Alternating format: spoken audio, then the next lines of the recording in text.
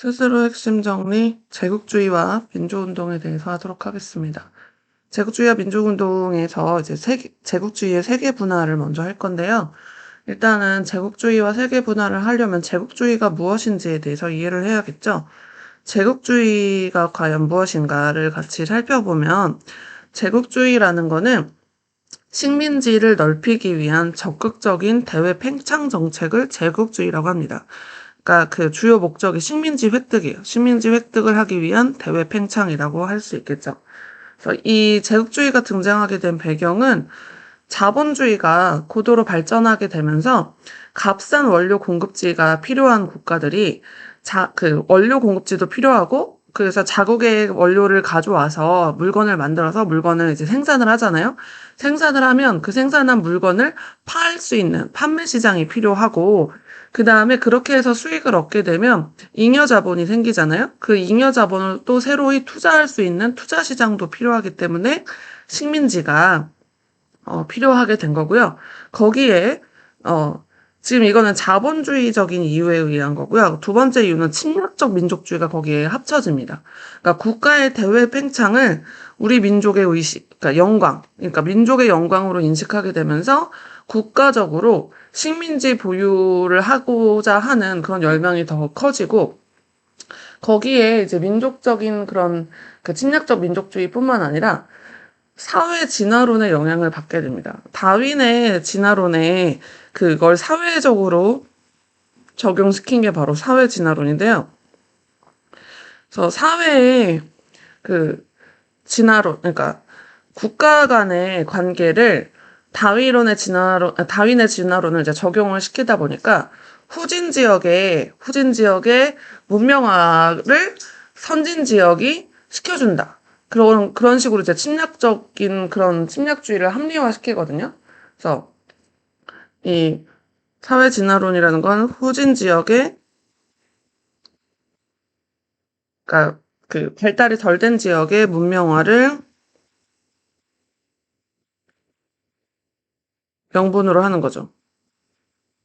그래서 침략을 합리화시킵니다. 그리고 여기에 또 인종주의가 들어갔는데 인종주의는 인종 사이에 그러니까 그 사회 진화론과 함께 인종 사이에 유전적 우월이 있다라는 얘기예요. 인종주의는 인종 사이에 유전적 우월이 있다. 그래서 백인이 흑인보다 황인보다 더 우월하다라고 주장을 하는 게 그 인종주의거든요. 이 인종주의는 아직까지 있죠.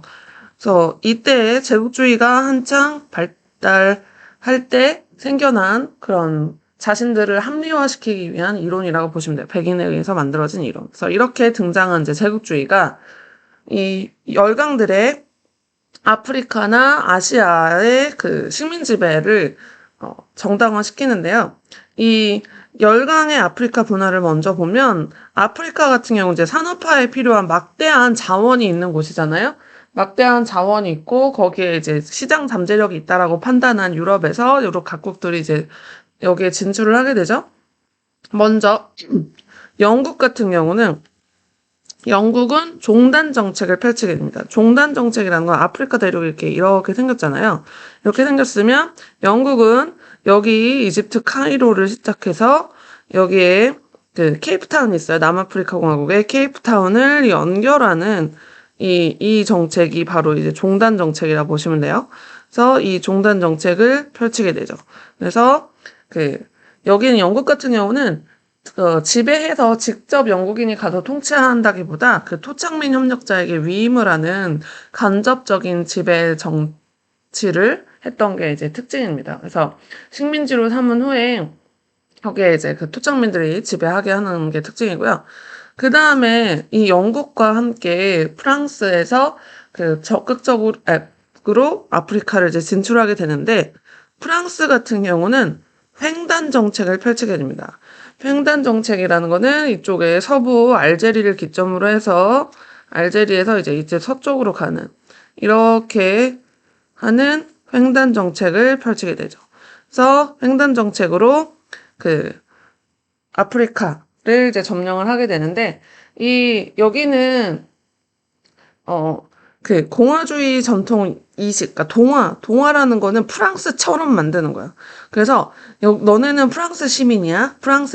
프랑스인들과 동일해? 막 이런 식으로 동화를 시키는 게 프랑스 지배 정책의 특징입니다. 그래서 토착민을 프랑스 시민으로 만드는 게 프랑스 식민 지배의 특징인데, 여기 지도 보시면 아시겠지만, 이 지도 보시면 여기에 꼭 횡단 정책과 종단 정책이 부딪힐 수 있는 곳이 존재하죠. 존재하는 이곳이 어디였냐면 바로 파쇼다라는 곳이에요. 그래서 이 파쇼다에서 무력 충돌이 일어납니다. 그게 바로 파쇼다 사건이에요. 그래서 영국의 종단 정책과 프랑스의 횡단 정책이 무력으로 충돌한 사건. 그래서 처음에 이 영국과 프랑스가 여기서 이렇게 하다가는 크게 싸우겠다라고 해서 이 파쇼다 사건, 이제 무력 충돌 1898년에 일어났는데, 무력 충돌한 후에 프랑스가 양보를 해요. 양보를 해서 전쟁을 피한 다음에 우호 관계를 맺고서 1904년에 이제 영푸협상 해결해서 이제 그 후로 이제 부딪히는 일은 없죠. 자, 그 다음에 이때 아프리카에서 또 활동했던 나라가 어느 나라가 있냐면 독일이 있거든요. 독일이 이제 동아프리카와 이제 남서쪽 주로 이 지역에서 이제 활동을 많이 했어요. 이 지역에서 많이 활동을 하고 여기도 막 이렇게 했단 말이에요. 그래서 이쪽에서 주로 프랑스하고 많이 부딪히게 됩니다. 그래서 모로코에서 또 무력 충돌이 일어났어요. 그래서 이제 모로코를 둘러싸고 프랑스하고 대립을 하게 되는데 그게 모로코 사건이고요. 이 와중에 이 지역에서 독립을 유지했던 나라가 이제 에티오피아하고 라이베리아가 있고, 이 아프리카는 분할이라고 돼 있는데, 여기도 제목에도 분할이라고 돼 있지만 쉽게 얘기하면 유럽인들끼리 땅 따먹기 해요. 그래서 나중에 이제 지도 보시면 아시겠지만 아프리카의 국경선이 되게 자로 잰 듯 반듯반듯하거든요. 그 이유는 유럽 국가들이 모여가지고 자로 재서 정말 자로 재게 나눴기 때문에 그렇게 되거든요. 그래서 이제 분할된 후에 아프리카인들은 주로 유럽인들의 식민지 경영에 동원이 되면서 농장 경영이나 광산 개발에 많이 동원이 되게 되죠. 그래서 아프리카는 이렇게 유럽인들이 땅 따먹기 하듯이 이제 분할을 하고요. 그 다음에 이제 아시아의 식민 지배에 대해서 얘기를 해보면, 영국이 이제 동인도 회사를 통해서 아시아를 인도를 기점으로 이제 진출을 하죠. 그래서 인도에 진출하는데, 인도 내에서의 지배하는 것을 가지고 프랑스하고 싸웁니다. 그게 바로 플라시 전투예요. 그래서 이 플라시 전투가 이제 1757년에 일어나는데, 더 18세기 중반에 플라시 전투에서 승리해서 인도에 대한 독점 지배를 인정이라고 해야 될까요? 그러니까 전쟁에서 승리를 한 거죠. 그래서 전쟁에서 승리해서 인도에 대한 독점 지배를 하게 되는데, 그래서 인도 내에서 영국이 취할 수 있는 가장 좋은 자원은 바로 면화였어요. 목화 재배를 강요합니다. 더 데칸고원 쪽에 목화가 되게 잘 자라거든요. 그래서 목화하고 여기에 지금 들어있진 않지만 아편의 재배도 강요해요. 여기에 이제 하나 추가하자면 아편 재배도 강요하죠. 아편 마약인 거 아시죠? 그래서 이런 거를 재배를 강요합니다. 그래서 인도 대부분을 장악한 영국이 자신들의 산업혁명의 원료 기지로 인도를 활용을 한 거예요. 그래서 목화를 재배를 해서 영국에 가져가서 영국에서 면직물을 생산을 해서 그걸 다시 인도에 파는. 그래서 인도의 면직물 수공업을 초토화시키죠. 그래서 영국의 면직물을 판매하면서 인도의 면 공업은 완전히 파괴가 됩니다.